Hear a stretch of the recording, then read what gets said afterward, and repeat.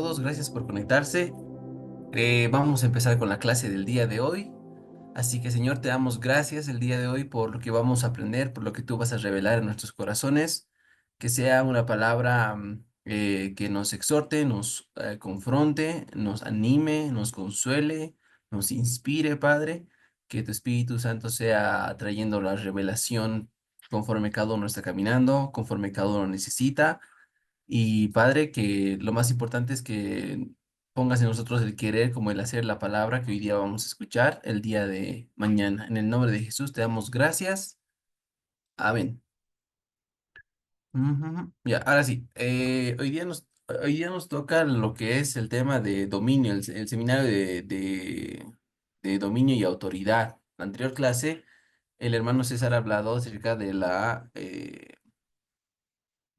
dominio, de cómo al hombre se le ha sido dado dominio. Así que hoy yo les voy a hablar acerca de la otra palabra que si bien no está en Génesis, sí dice señorío, dominio y en el Nuevo Testamento se llama autoridad. Esto es algo que realmente el movimiento cristiano ha dejado de lado el tema de entender lo que es el dominio y la autoridad, ya que yo me acuerdo que hace tiempo algo que me encantaba era del ministerio de John G. Lake, justamente, era que John G. Lake lo habla en sus libros de esta manera. Dice que nosotros hemos avanzado en el ministerio de la sanidad de manera espectacular, con milagros sorprendentes. Pero esto, John G. Lake dice, no ha sido em, porque hemos seguido intercediendo por los enfermos pidiendo a Dios que los sane, sino que creemos que el Espíritu Santo nos ha dado el poder para nosotros tomar autoridad, dominio sobre las enfermedades. Él escribe una carta a una pastora y le dice, hermana, la razón por la que nuestro ministerio está arrasando con la sanidad es porque confiamos en que Dios nos ha dado la autoridad, el dominio para sacar las enfermedades de la vida de las personas.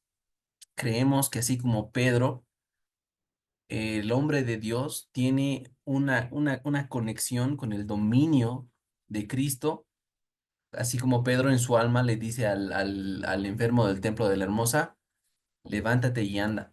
Entonces, a mí me encantaba esa parte, ¿no? Dominio. Y me acuerdo que en una prédica, Curry dice que reino en inglés es kingdom, que en realidad es kingdom, el dominio del rey. Entonces, cuando alguien quiere caminar en el reino, tiene que caminar creyendo que es un rey y sacerdote, que Cristo nos ha hecho reyes y sacerdotes, y que ahora nosotros necesitamos ejercer ese dominio. Y yo pues como me encantaba esto, yo empezaba a enseñar a mis amigos. Y en eso uno de mis amigos realmente le llega la palabra y pone en su Facebook que Dios nos ha dado la tierra para administrarla, para sojuzgarla. Él nos ha dado dominio. Y me ha sorprendido la cantidad de cristianos que han comentado ese video eh, cuestionándole. ¿A qué te refieres dominio? Que estás mal, que no sé qué. Y ahí te das cuenta cómo va la iglesia, ¿no? La iglesia no está entendiendo lo que es fundamental. Más adelante vamos a ver, pero en Jesús habla acerca de la autoridad cuando aplaude, cuando se asombra del centurión romano, porque él dice, no soy digno de que entres a mi lecho, mas di la palabra. Yo soy hombre que conoce de la autoridad. Si yo digo, ve a quien está por debajo de mí, él va a ir. Si yo le digo, vete, él se va a ir. Entonces, yo entiendo de que tú eres mayor que todos. Por lo tanto, di la palabra. Y Jesús dice, wow. Les digo que ni en Israel he encontrado tan grande fe. Y esto es impresionante, cómo la fe está conectada a entender lo que es autoridad, lo que es dominio. Por eso es que creo que estas clases son súper importantes y me he dado cuenta que el ministerio de John G. Lake por lo menos ha dado un enfoque particular en este tema de dominio, porque te estoy hablando de 1919, la carta que John G. Lake ha escrito a esa mujer, donde le dice el secreto de la sanidad, que es el dominio en el creyente. Y estamos en 2025 y parece que no lo hemos entendido, porque no hay no hay un creyente que tenga un ministerio tan agresivo a través del Espíritu Santo. Actualmente el promedio del cristiano es, como dice la guerra espiritual, es bien del medio, bien, soy salvo, pero tampoco hago lo necesario para traer el reino de los cielos acá. Es bien pasivo el cristianismo. Entonces, por esa razón, hermanos, continuando con la clase del hermano César de la anterior semana, hoy les voy a hablar sobre qué es la autoridad. ¿Qué es la autoridad? Porque para que lo podamos entender, en el Antiguo Testamento se habla mucho con dominio, con señorío, y César también les dice, no se olviden la palabra, es aquí te he dado para que señorees la tierra, para que tengas dominio sobre la tierra. Entonces, vemos en el Antiguo Testamento que se mencionan mucho esos verbos, pero en el Nuevo Testamento cambia a autoridad.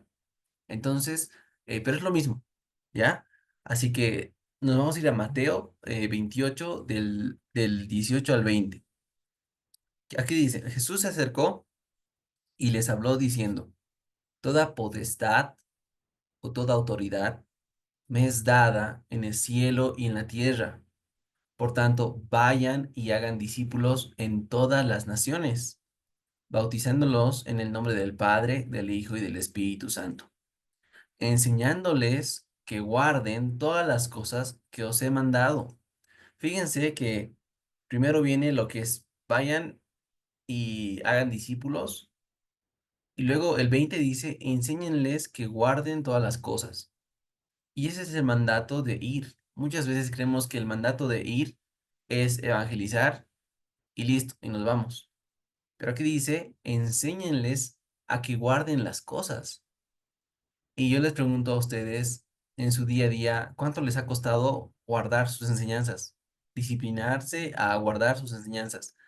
Entonces, cuando vamos a evangelizar, no solo es una vez y listo, y no, nunca más los vemos a las personas, sino es enseñarles, caminar con ellos hasta que ellos puedan guardar las enseñanzas de Cristo. Y por eso a mí me encanta que dice en el 19, hagan discípulos, porque el discípulo no es de un día, es un caminar constante. Pero acá Él les dice, les doy la potestad que me es dada en el cielo y en la tierra para que hagan la gran comisión. Enseñen a guardar las cosas que los he enseñado. He aquí estoy con ustedes hasta el fin del mundo. La palabra eh, autoridad o potestad es la palabra exousia. Exousia. Sí, fonéticamente sería exousia, algo así, ¿ya? Pero esto significa este tiene diferentes significados que son los siguientes: fuerza, capacidad, competencia, libertad, dominio, magistrado, señal de control, influencia delegada, autoridad, poder, derecho o fuerza. Es decir, autoridad es el derecho a gobernar. Autoridad es tener permiso, es tener un permiso previo. Entonces, cuando hablamos de autoridad, no nos referimos de que ustedes actúan de manera independiente, sino que ustedes caminan de acuerdo a lo que Jesús ha hecho en la cruz. Él les ha dado su autoridad. Y el ejemplo que yo les puedo dar para que entiendan este concepto es el que yo lo he escuchado de Curry, que habla del policía. Y este me encanta porque le da el clavo. Y el ejemplo dice que si tú eres un policía, pero no estás con tu uniforme, y tú vas donde un ladrón y le dices, detente, él no te va a hacer caso. Pero si tú estás con el uniforme y estás con tu placa y le dices detente, él va a hacer caso por lo que significa la placa.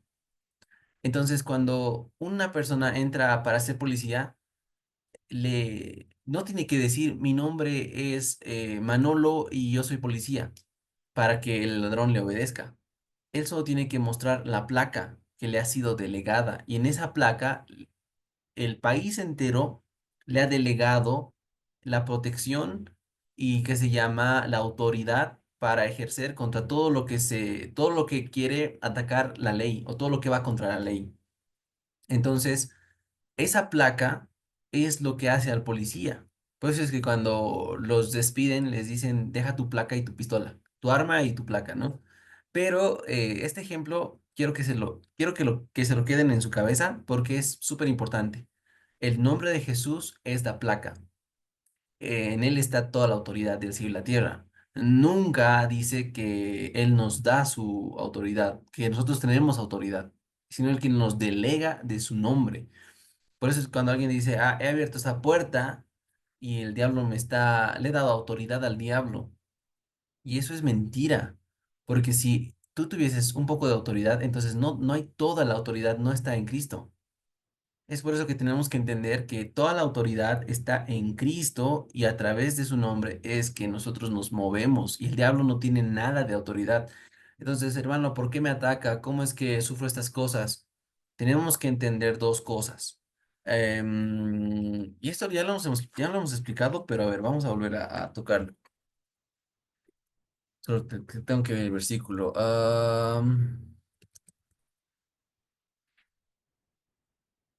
Vamos al versículo de Lucas 10:19. Lucas 10:19. Aquí se puede entender más o menos por qué el enemigo parece que tuviese autoridad. Lucas 10:19. Y aquí les doy potestad de hollar serpientes y escorpiones. Bueno, serpientes y sobre... Ah, y sobre los escorpiones. Pensé que era de mi cabeza que se inventado escorpiones. Dice, he aquí les doy potestad de hollar serpientes y escorpiones y sobre toda fuerza del enemigo, y nada en ningún modo los dañará.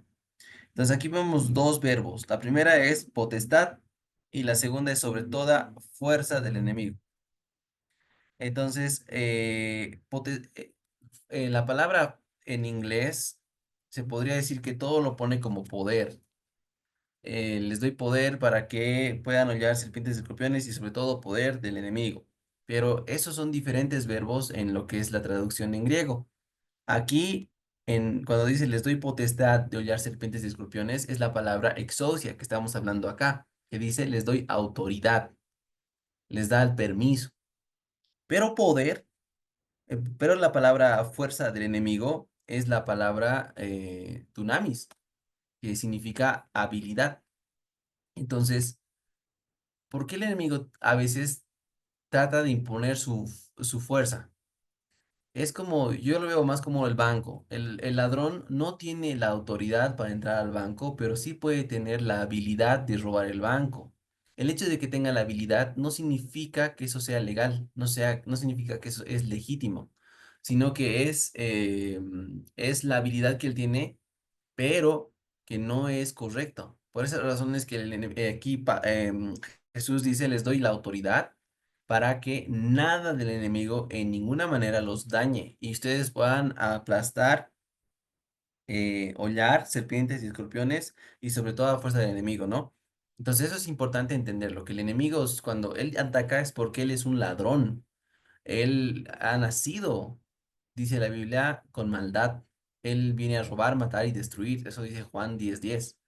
Entonces, Él viene con esa intención a nuestras vidas, pero nosotros tenemos la placa, y la placa es el nombre de Jesús.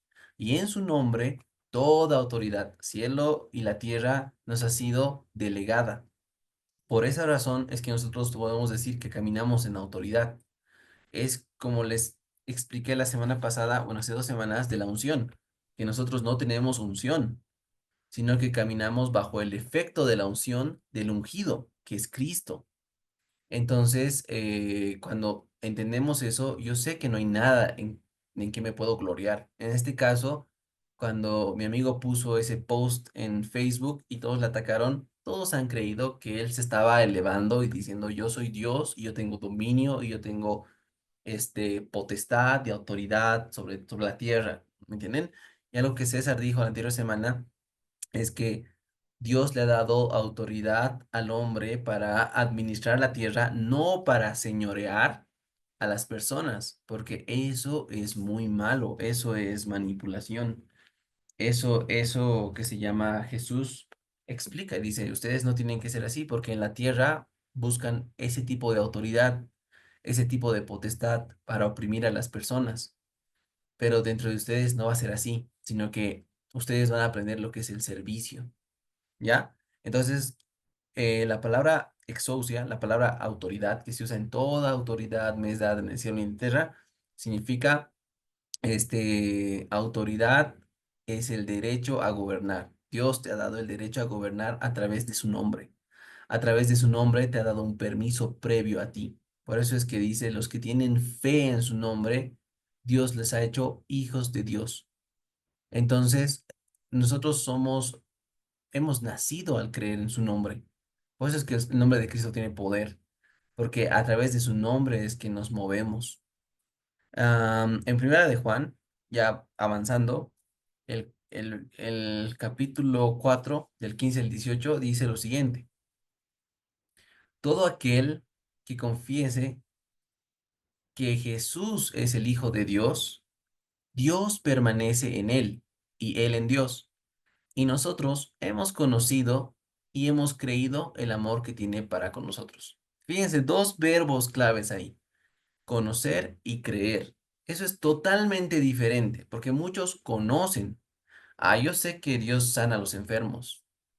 Y hay personas que confiesan, hay personas que dicen, "No, yo creo que el Señor es bueno, yo creo que el Señor es amor, yo creo que Él me ama, yo creo que Él me perdona". Pero cuando se equivocan, andan condenados, andan con la mentalidad de víctimas. Hay personas que pueden confesar que son sanos en el nombre de Jesús y morir, porque conocer la Biblia es una cosa, pero creer es otra. Entonces aquí Juan dice, nosotros hemos conocido y hemos creído. Dos cosas que un creyente tiene que hacer. Hemos conocido y hemos creído el amor que Dios tiene para nosotros. Dios es amor. El que permanece en amor permanece en Dios y Dios en él. En esto de conocer y creer el amor de Dios, es perfeccionado el amor en nosotros. ¿Para qué? Para que tengamos confianza en el día del juicio, pues como Él es, así somos nosotros en este mundo. Fíjense que no dice como Él era o como Él va a ser, sino dice en tiempo presente, así como Él es ahora, Cristo sentado a la diestra del Padre, así somos nosotros cuando muramos. No dice eso. Cuando estemos en el cielo, no dice eso. Dice, así como Él es, así somos nosotros en este mundo. Fíjense que aquí Jesús ahora ya no está en la tierra, sino que Él ya ha resucitado, ya está glorificado, ya está con todo poder, con toda potestad en el cielo y en la tierra, sentado en su trono. Y está diciendo este pasaje que así como ahora mismo Cristo es, así soy en este mundo. Así es como yo me tengo que identificar. ¿Se dan cuenta? Dice, en el amor no hay temor, sino que el perfecto amor echa fuera el temor, porque el temor lleva condena o lleva en sí castigo, de donde el que teme no ha sido perfeccionado en amor. Ahora, ustedes dicen, pero no entiendo, Él nos ha dado autoridad y a la vez somos iguales. Yo les voy a decir que la idea es como en el matrimonio.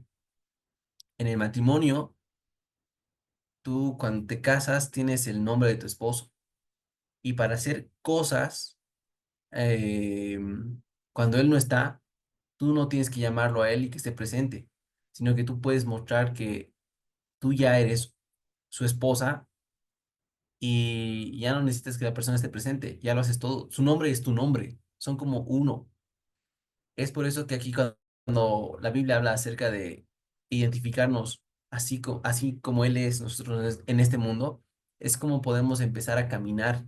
Porque si nosotros seguimos creyendo que todavía somos nosotros y Jesús es otro, siempre va a haber esa diferencia en la cual la iglesia está estancada, porque la iglesia está estancada creyendo que cada creyente tiene que ser como Jesús, en vez de creer que cada creyente ya es como Jesús porque tiene el mismo espíritu, tiene la mente de Cristo, tiene la misma palabra, tiene la misma fe, y es por eso es que nosotros tenemos que darnos cuenta que cuando Dios nos dice todo, cuando Jesús dice toda autoridad me es dada, vayan en mi nombre, lo que está haciendo es esa unión, y desde ese momento nosotros nos tenemos que identificar con Él. Por eso es que cuando nacemos de nuevo hay una unidad tan fuerte entre Cristo y nosotros que dice Efesios que estamos sentados en lugares celestiales. Eh, Estamos sentados en lugares celestiales y a la vez estamos en la tierra. ¿Cómo es eso posible? También aquí dice que Jesús está sentado en el trono, pero a la vez está en nosotros. ¿Cómo es eso posible? Entonces, tenemos que empezar a darnos cuenta que esa unidad trasciende lo que es lógico y actuar creyendo en la palabra e identificarnos con lo que Él es, cómo es Él e imitarlo. Algo que Curry dice es que al principio puede ser difícil, pero actúen. Si ustedes actúan como Cristo, si ustedes, como cualquier actuación, actúan demasiado como Cristo, eh, si actúan lo suficiente, se van a dar cuenta que luego ya no van a poder quitar, ya no se van a poder quitar el papel de Cristo porque ya está en ustedes esa naturaleza y van a poder caminar de esa manera. Pero es importante que nosotros veamos que hay esta unidad cuando Él nos da la autoridad, porque de esa manera Él no podría identificarse con nosotros al decir, yo soy la luz, Él es la luz. ¿Se dan cuenta que todo lo que el Padre ha dicho de Jesús, Jesús ha dicho de nosotros? Es súper impresionante, incluso el capítulo 14 o 15 de Juan, donde habla que Él es la vid y nosotros somos las ramas, que nadie puede producir algo si no está en la vid, si no produce fruto, Él lo va a cortar. Él dice, no pueden hacer nada si no están, si no permanecen en mí, porque la rama y la vid son uno. Entonces, la vida que recibe la rama también la recibe la vid, las raíces. Es por eso que cuando él habla de autoridad, de permiso delegado, está hablando de esa unidad que hay en nosotros para que nosotros podamos caminar con su nombre. Porque ese nombre es tan precioso que todo el cielo y toda la tierra está arrodillado ante ese nombre. Aquí dice, en Marcos 16, del 14 al 20, dice, finalmente se apareció a los 11 a los discípulos, estando ellos sentados a la mesa. Marcos 16, del 14 al 20, estando sentados a la mesa y les reprochó su incredulidad y su dureza de corazón porque no habían creído los que le habían visto resucitado. Y les dijo, vayan por todo el mundo y prediquen el evangelio a toda criatura. El que creyere y fuese bautizado será salvo, mas el que no creyere será condenado. Estas señales seguirán a los que creen en mi nombre. ¿Se dan cuenta? No dice, estas señales seguirán a los que creen, echarán fuera demonios, hablarán nuevas lenguas. No, dice en mi nombre. Lo primero que en un cristiano se debe manifestar es el nombre de Jesús. Cuando el nombre de Jesús ya mueve cosas en tu vida es porque tú ya estás creyendo de manera correcta. John G. Lake dice, aquí, él dice, lo primero que en un cristiano se debe manifestar es el trabajo en poder del nombre de Jesús. Tú ya haces cosas en el nombre de Jesús. En el nombre de Jesús, tú echas demonios, tú hablas nuevas lenguas. Aquí dice, tomarán en las manos serpientes. Si bebieran cosa mortífera, no les hará daño. Sobre los enfermos pondrán manos y sanarán. Entonces, son esas manifestaciones que van a suceder a los que creen en ese nombre, a los que creen que hay autoridad en ese nombre. Y dice acá, y el Señor, después de que les habló, fue recibido arriba en el cielo y se sentó a la diestra de Dios. Ellos, saliendo, predicaron por todas partes, ayudándoles el Señor confirmando la palabra con señales que le seguían. Él ha ido arriba, pero a la vez estaba confirmando la palabra. ¿Cómo? A través de ellos. Porque acuérdense, así como Él es, así somos nosotros en esta tierra. Hermanos, es algo que ustedes em, tienen que renovar en su mente todos los días. Yo y el Padre somos uno. Yo y Cristo somos uno. ¿Por qué? Porque los discípulos de Cristo han aceptado esa verdad y y han creído, han empezado a creer. Incluso Pedro dice, cuando Ananías y Zafira le están mintiendo a Pedro, Pedro dice, no le estás mintiendo a un hombre, sino le estás mintiendo a Dios. Pero Ananías y Zafira le estaban mintiendo a Pedro. ¿Se dan cuenta? Pero él se identificaba tan uno con ellos que era, si tú me mientes, tú mientes a él. Así como Jesús decía en el versículo espérenme. Eso está en Lucas, capítulo 10 en el versículo 16, en el versículo 16 dice, el que a ustedes los escucha, a mí me escucha. El que a ustedes los desecha, a mí me desecha. Y el que a mí me desecha, desecha al que me envió. ¿Se dan cuenta? Jesús lo estaba diciendo en esa unidad. Él estaba viendo ese momento donde todos iban a ser uno en Cristo y es todo lo que te hagan a ti, me lo hacen a mí. Y todo lo que le hacen a él, nos hacen a nosotros. Por esa razón también cuando ¿qué se llama este señor? Saulo está persiguiendo a la iglesia, está persiguiendo a los cristianos, aparece Jesús y le dice, Saulo, Saulo, ¿por qué me persigues? Y Saulo se queda con la cara de, pero no te estoy persiguiendo a ti. Pero Jesús se identifica tanto con su iglesia que para él es, me estás persiguiendo a mí. Entonces, esto es importante que ustedes lo entiendan, esa unión. Esto va, esto trasciende, porque esto puede ir en todas sus áreas. Hay una parte en su cuerpo que está mal. Si ustedes dejan salir la vida que ya está en ustedes a sus cuerpos, va a haber sanidad, porque Jesús no se enfermaba. Entonces, ustedes tampoco se deben enfermar porque están compartiendo esa unidad. Pero entiendo que en sus cabezas es como difícil de creerlo.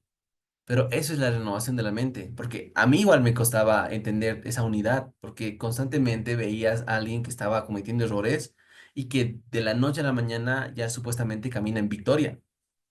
Entonces, yo sabía en lo que me he acostumbrado a vivir que yo me equivoco y soy malo y chacra, pero en Cristo soy más que vencedor, soy victorioso.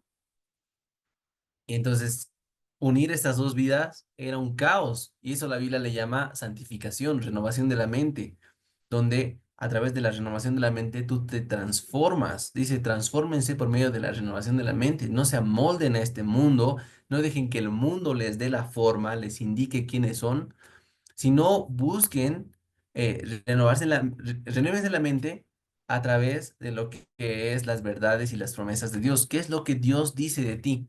De esa manera tú vas a comprobar su voluntad.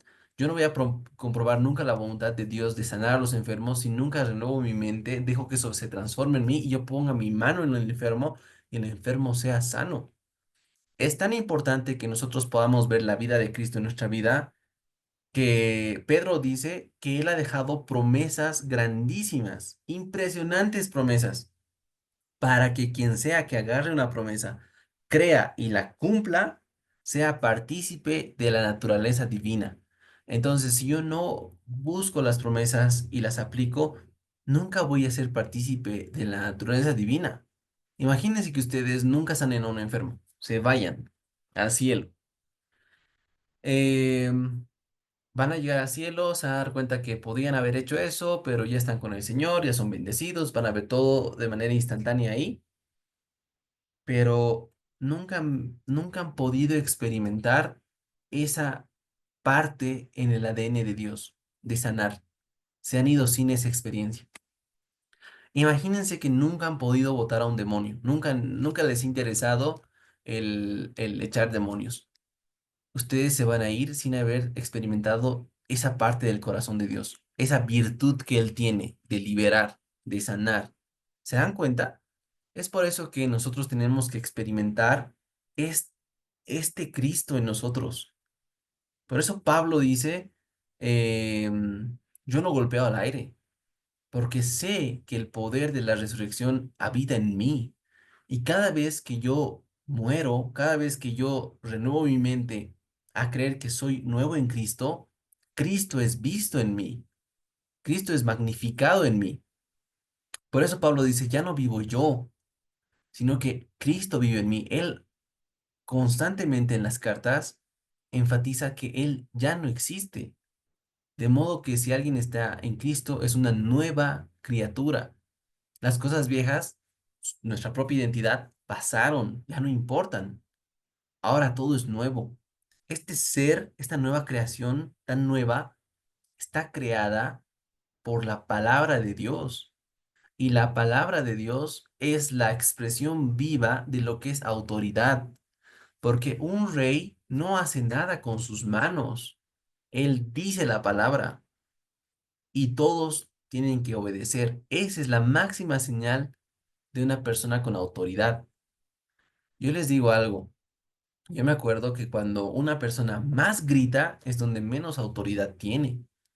Yo me acuerdo que cuando mi mamá estaba estar enojada, sabe reducir el tono de su voz y sabe decir, ven aquí. Y yo sé que en ese momento, si yo no iba, moría, porque ese era el nivel de autoridad que tenía su palabra. Entonces, la palabra de Dios es el ejemplo perfecto de su autoridad, porque cuando Él habla, todos obedecen, todos escuchan. La creación ha existido por el poder de su palabra. Y también dice que se sostiene la creación por el poder de su palabra. Entonces, imagínense, dice en Santiago que hemos sido creados hemos nacido nosotros por la palabra.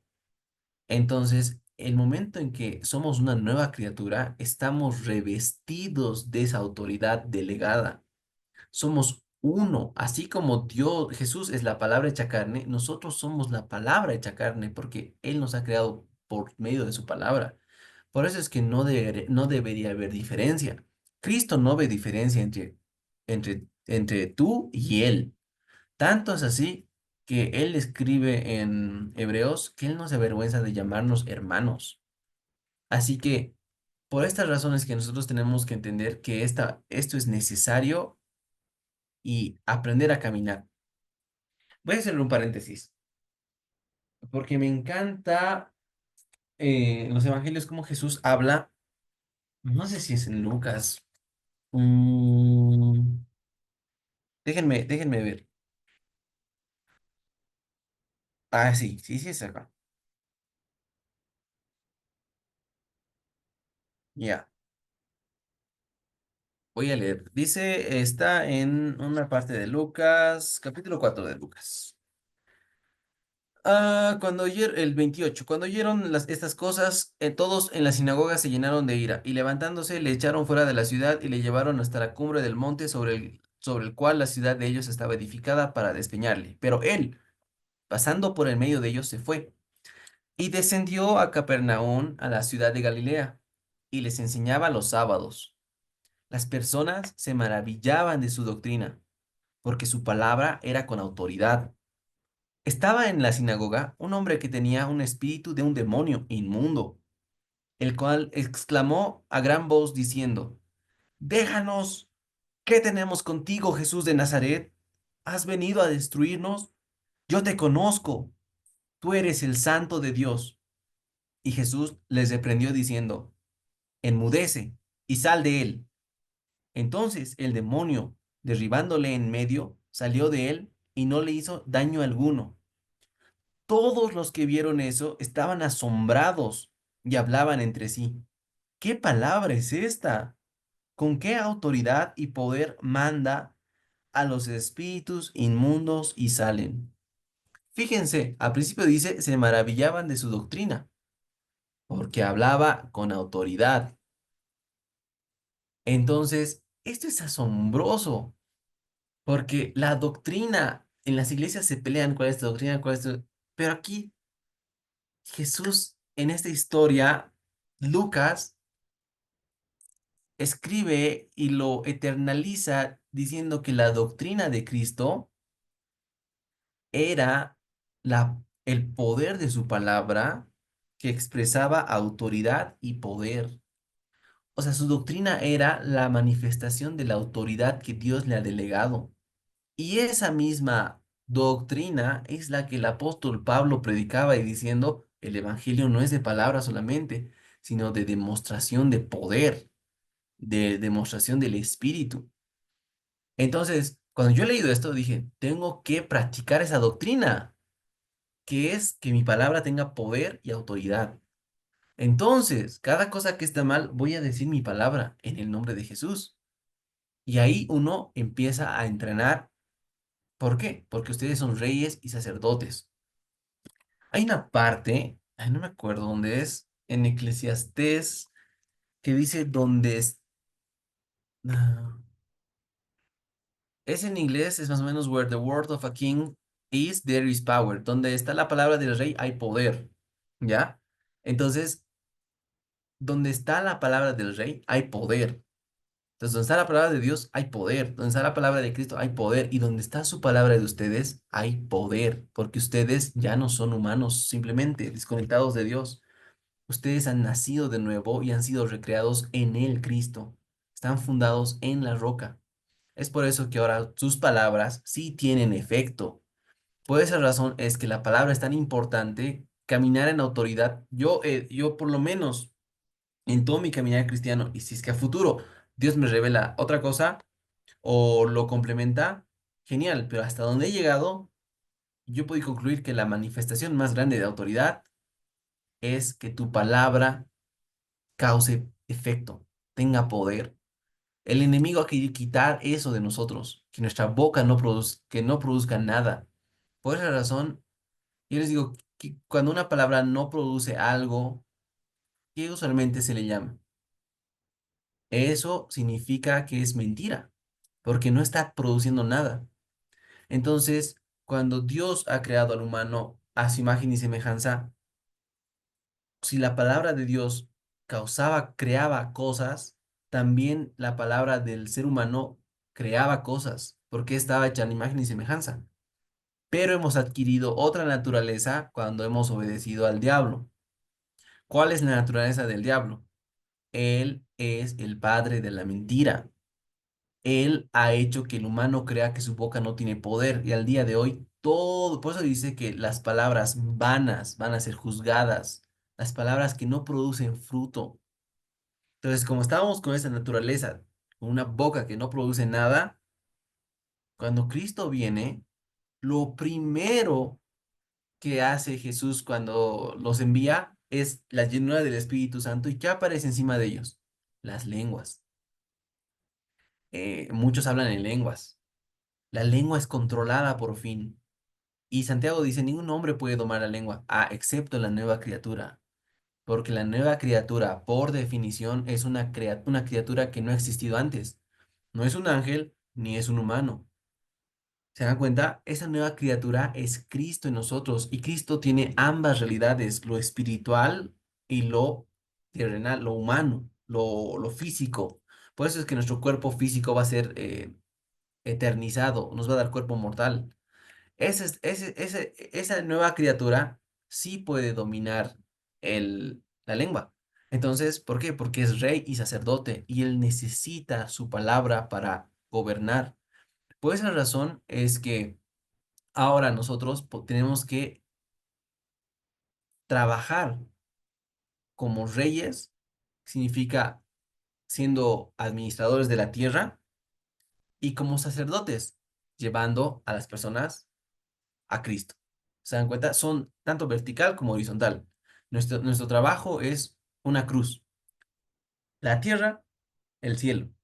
Entonces nosotros tenemos que mover todo eso, la tierra como reyes, el cielo como sacerdotes. Y de esa manera vamos a cumplir el rol de Apocalipsis. Somos reyes y sacerdotes en Cristo Jesús. Y increíblemente, cuando Él venga aquí a la tierra, dice que Él va a venir con la espada de su palabra.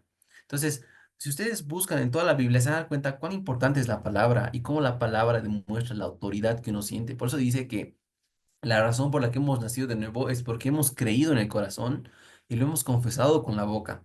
Si ustedes leen Romanos 10, se van a dar cuenta que la justicia de Dios es creer y hablar. Entonces, si queremos que la justicia de Dios se establezca en la tierra, tenemos que creer y hablar. Si yo creo que he sido justificado por el nombre de Jesús, tengo que creer y hablar. Cuando yo voy a un hospital y veo a una persona enferma, y la persona enferma me dice, hey, sí, he estado enfermo, sí, nadie sabe qué es lo que tengo, yo sé que es un espíritu, yo sé que eso es ilegal, yo sé que eso es el poder, la habilidad del diablo, y yo soy el policía en ese momento. Entonces yo tengo que utilizar la palabra de Jesús, que dice palabra de autoridad y poder. ¿Cuál era su palabra de autoridad y poder? Fuera. O en este caso, enmudece y sal de él. Esa era su palabra. Pasa algo similar con los discípulos cuando él está con hambre y va donde la higuera, ¿se acuerdan? Y cuando él va donde la higuera, dice que no era temporada para producir fruto, pero él quería comer. Entonces yo al principio lo leía desde el punto de vista, pero no era su temporada, ¿por qué sin motivo le grita a la higuera? Porque yo entiendo cuando, digamos, es temporada de naranja, vas a la tienda y hay naranja. Pero si no si no es temporada de naranja, yo no voy a pedir a la tienda naranja. Jesús tiene hambre de higo y él va a la higuera y le dice, y ve que no hay nada de fruto. Y le dice, maldita seas. No, no le dice maldita seas. ¿Qué dice? Eso lo estoy inventando. Creo que le dice, sécate o tú nunca producirás fruto de aquí en adelante. Entonces, y se van, no pasa nada, se van. Creo que pasa un día o 2 días después, Pedro es el que dice, "¡Ah! Jesús, la higuera que tú maldijiste se secó desde la raíz." Y Jesús no dice, ah, sí, es que yo soy el capo, yo soy el Cristo. Él no dice eso, él podría haber dicho eso, tenía todo para decir eso. ¿Qué dice él? Si ustedes creen lo que hablan, todo les será posible. De cierto les digo que el que cree en lo que dice, le será hecho. Ay, no tengo. Ah, pues tengo la Biblia, aquí está. Pero no me acuerdo el capítulo, pero está en Mateo, ¿ya? O está en Marcos. Marcos, está en Marcos. Así que lean esa escena, es épica, porque luego, después de hablar de eso, conecta con la oración. Por tanto, todo lo que pidan en oración, creyendo que lo recibirán, les vendrá. Por tanto, todo lo que digan con su boca, creyendo, pasará, sucederá. Jesús siempre enfatizaba el poder de la fe a través de la palabra.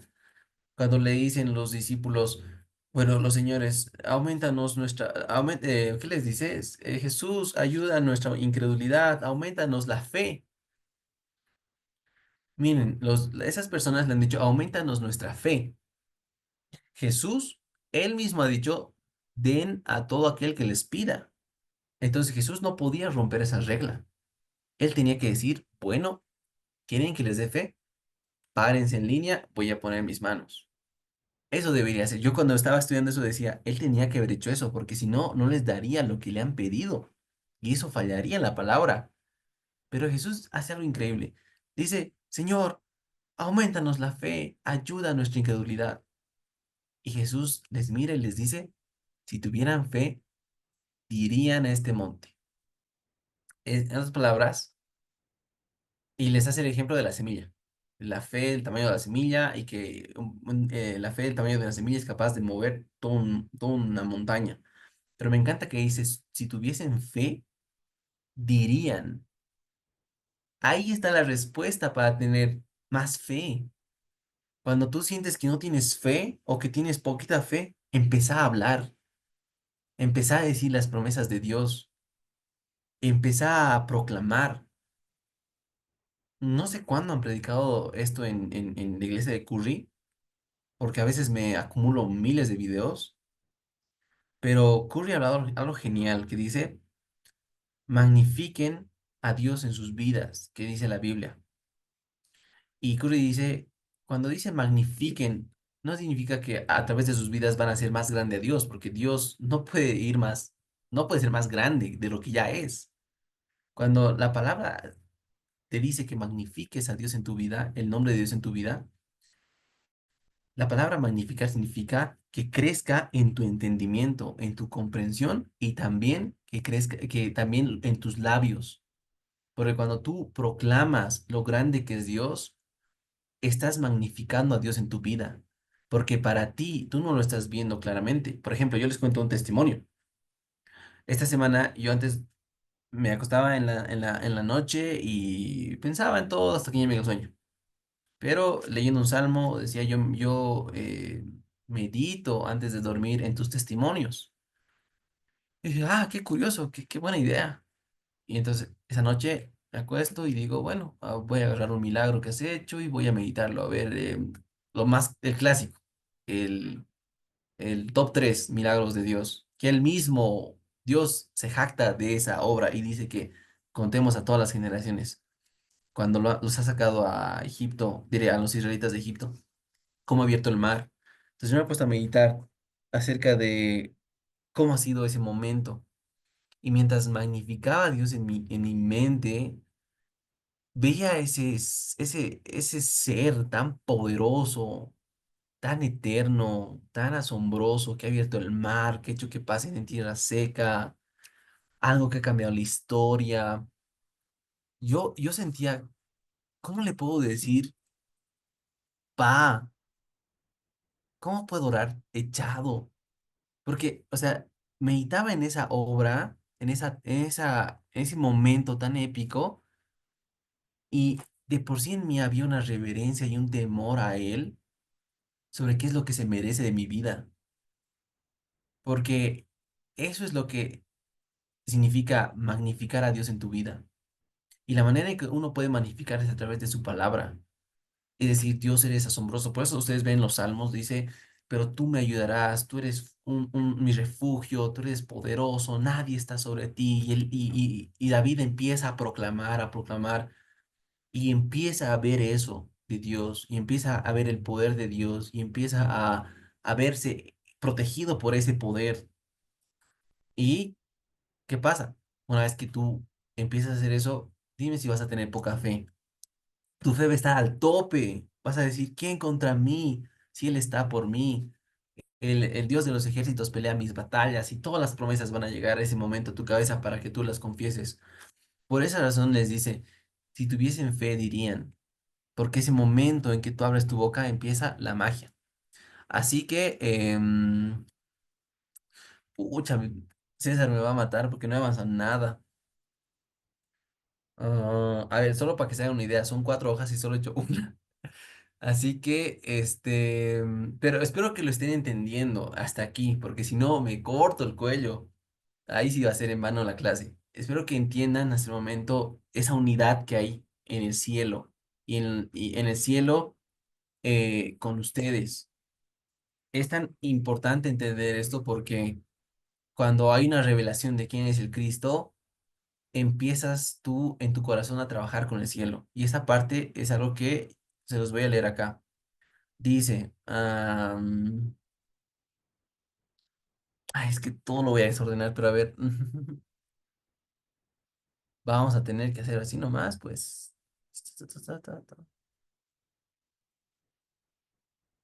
¿Dónde está ese versículo? Buscar eh, Pedro. Está. Está en Mateo 16 del 13 al 20. Ay, lo he perdido. Pedro, ahí está. Ya. Dice, viniendo Jesús a la región de Cesarea de Filipo, preguntó a sus discípulos diciendo, les pregunta esto a sus discípulos, ¿quién de los hombres es el Hijo del Hombre? Y ellos dijeron, unos, Juan el Bautista, otros, Elías, otros, Jeremías, o alguno de los profetas. Y él les dijo, ¿y ustedes quién piensan que soy yo? Respondiendo Simón, le dijo, tú eres el Cristo, el Hijo del Dios viviente. Entonces le respondió Jesús, Bienaventurado eres Simón, hijo de Jonás, porque no te lo reveló carne ni sangre, sino mi Padre que está en los cielos. Fíjense, cuando uno sabe que es el Cristo, hay una revelación de los cielos, del Padre. Y en el momento que hay esa revelación, surge algo. Dice, yo también te digo, tú eres Pedro. Sobre esta roca edificaré mi iglesia, y las puertas del Hades no prevalecerán contra ella. A ti te daré las llaves del reino de los cielos. ¿A quién? A quien ha sido revelado quién es el Cristo. Le está dando las llaves del cielo. Y aquí dice cómo se utiliza esa llave. ¿Cómo puedes trabajar con el cielo? Todo lo que ates en la tierra será atado en los cielos, y todo lo que desates en la tierra será desatado en los cielos. Y entonces mandó a los discípulos que no dijesen a nadie que él era el Cristo. Pero fíjense esa parte, cuando uno tiene la revelación de quién es el Cristo en su vida, cuando le dice, tú eres mi Señor, cuando uno se vuelve su seguidor y Dios le dice, ve con mi nombre, ahí te da la llave. Esa es la llave, el nombre de Jesús, la llave de la iglesia. ¿Por qué? Fíjense que Pedro, ¿qué es lo que ha adivinado para tener la llave del reino de los cielos? No ha adivinado. ¿Qué revelación ha tenido? El nombre. Todos le han dicho Jeremías, Elías, algunos de los profetas, pero Pedro ha tenido la revelación del nombre. Y en el nombre está la autoridad. Por eso es que cuando él resucita dice, vayan en mi nombre. Porque en ese nombre están las llaves del reino de los cielos. Por lo tanto, ¿cuál es nuestro trabajo? Todo lo que atemos en la tierra será atado en los cielos. ¿Cuál es la palabra para atar? La palabra para atar es permitir. Es decir, que todo lo que tú permitas que suceda en la tierra, el cielo va a estar de acuerdo. Todo lo que tú no estés de acuerdo en la tierra, el cielo va a estar en desacuerdo. Tú dices, no le creo, hermano, que tenemos tanto poder. Eso es lo impresionante. Por eso dice en segunda de Pedro que todo lo que los profetas han hablado acerca del Cristo que iba a venir eran cosas que ángeles desean mirar, porque iba a haber una unión en el hombre con Cristo tan fuerte que Cristo iba a gobernar todo. Ahora, hermanos, si vienen, no sé, tsunamis, terremotos o lluvias, ¿podemos hacer eso? Como les digo, Jesús lo dice, conforme a tu fe se ha hecho. Por tanto, creí, hablé.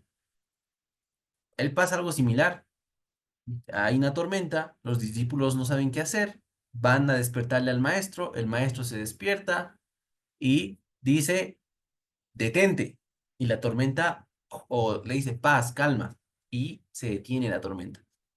Y los discípulos de estar con miedo a la tormenta, ahora dicen que le tienen miedo a ese hombre. Dice, ¿quién es ese hombre que hasta los vientos, las lluvias, la tormenta, el clima le obedece? Pero Jesús, ¿qué les dice? ¿Dónde está su fe? Ellos podían haber hecho eso. Él no les dice, ah, no pueden porque no son, no son yo, no son el Cristo. Él les riñe y les dice, ¿dónde está tu fe? Por cuanto creí, hablé. Ellos podían haber creído y dicho, basta, o calma, no sé. Pero espero que me entiendan con todo esto. El día de hoy vamos a concluir con esto y quiero que lo mediten, quiero que lo descarguen. Que dice, hermano Milton, yo acabo de vivir ese hecho de renovación de mi mente y me aferré. Sé que todo mal síntoma lo experimenté y viví en esa experiencia y el Señor lo sabe cómo fue y ahora sé que puedo hacer lo que Jesús ya hizo. Amén. Hermano Milton, no importa cuántas clases se lleve, bendito eres. No sé que tenemos tiempo. Gracias. Este, entonces, hermanos, hoy día en resumen, entender autoridad es tener revelación de quién es el Cristo en tu vida. Entender autoridad es identificarte como uno con Él. Así como Él es, así soy en este mundo. Ni siquiera cuando muera, ni siquiera en el cielo, nada. Así como Él es, soy en este mundo. Este mundo tiene una comisión importante, tan importante en el corazón de Dios que Él ha dicho, tienen que tener tu identidad a su Hijo. Y esa identidad nos ha dado ahora. Para ninguna religión sería.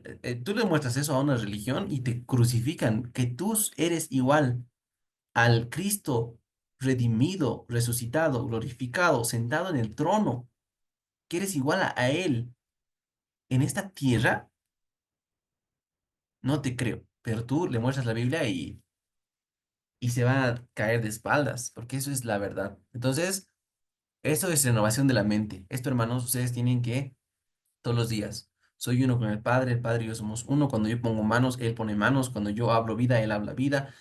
Sus pensamientos son mis pensamientos, sus palabras son mis palabras. Él tiene palabras de vida y poder, yo tengo palabras de vida y poder. Por tanto, yo tomo la autoridad, agarro el nombre de Jesús y todo lo que ato en la tierra va a ser atado en el cielo. ¿Me entienden? Ustedes hacen los versículos parte de su declaración y todos los días empiezan a trabajar con eso. Después de eso, acuérdense también del versículo de Lucas que dice que se maravillaban de su doctrina, porque su palabra era con autoridad y poder. O sea, sucedían cosas cuando Jesús hablaba. Busquen esa doctrina, practiquen esa doctrina, vayan, hablen, hoy vas a llover, hoy no vas a llover, practiquen, desafíen. Yo el anterior he salido, mi mamá me llamaba loco porque ha empezado a llover un montón, ha granizado, y yo he salido sin paraguas. Y le dije, porque esta es mi oportunidad. Si se para la lluvia, no hay excusa. Realmente lo voy a ver. Pero si dejo pasar esta oportunidad porque voy a pensar que no va a suceder nada, tal vez no haya la oportunidad como ahora. Entonces, o sea, lo que voy con esto es que vean la oportunidad donde pueden usar su palabra y no estén como, está lloviendo, ¿me entienden? La idea es practicar. Yo tampoco es que todos los días soy fan de salir a la lluvia y porque al principio me acuerdo que me mojaba un montón, pero la idea es que practiquen. La idea es que ustedes lo lleven en práctica. Yo sé que si este video lo subimos al internet nos pueden crucificar por lo que hablamos, pero dice que para el mundo es locura, pero nosotros estamos cuerdos para con Dios y también dice que lo que el mundo llama locura, Dios lo llama fe. Así que Jesús nos ha dado su nombre para que sojuzguemos la tierra, para que administremos la tierra. Jesús nos ha dado su nombre para que hagamos su comisión, para que podamos establecer las leyes del cielo en las vidas de las personas en necesidad. Cuando hay un enfermo, ustedes pueden hacerlo porque Cristo vive en ustedes. Ustedes ya no están ahí, ya no importan. Romanos 6 los crucifica a ustedes. Ustedes ya no importan en la partida. Entonces, mientras más le den vida a ese Cristo, mientras más mengüen para que Él crezca, Él va a poder ser libre a través de su palabra, a través de su palabra. Así que hermanos, espero que esto ha sido una bendición. Espero que les haya ayudado mucho. Y el siguiente, la siguiente clase vamos a continuar en la segunda página. Así que los bendigo mucho. No sé si alguien quiere compartir algún testimonio o tiene alguna pregunta de lo que hemos hablado o quiere acotar a algo. Que Dios me los bendiga, que Dios los guarde. Y en el nombre de Jesús, toda persona que esté enferma en esta llamada es sana ahora mismo, de pies a cabeza.